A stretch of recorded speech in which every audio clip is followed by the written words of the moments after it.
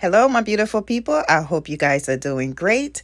I have for you this easy blueberries buckwheat muffin. You can make muffins, you can make bread. It is very easy and very delicious.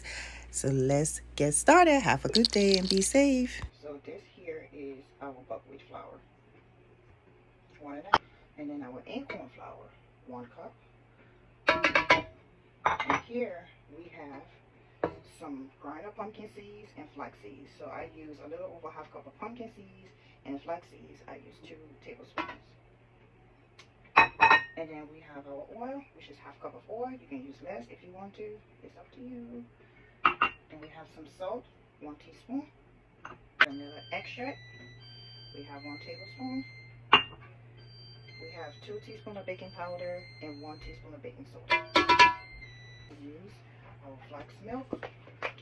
We're going to put 1 cup. Oh, but this is slipping off.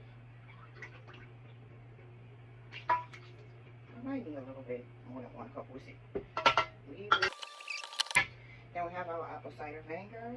We have like 2 teaspoons.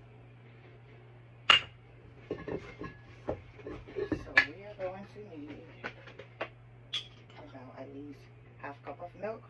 So we are going to use about.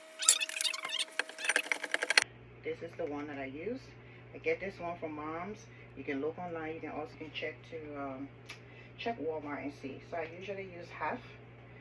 This is very low in glycemic index. I've talked about it before. I think it was more than half though. Yeah. Anyhow, and we are going to put our blueberries in, and we're going to go get the. So you are getting a very delicious high fiber breakfast this morning. Very healthy for you.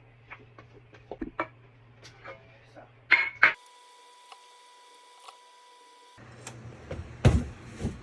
Muffins ready. See that?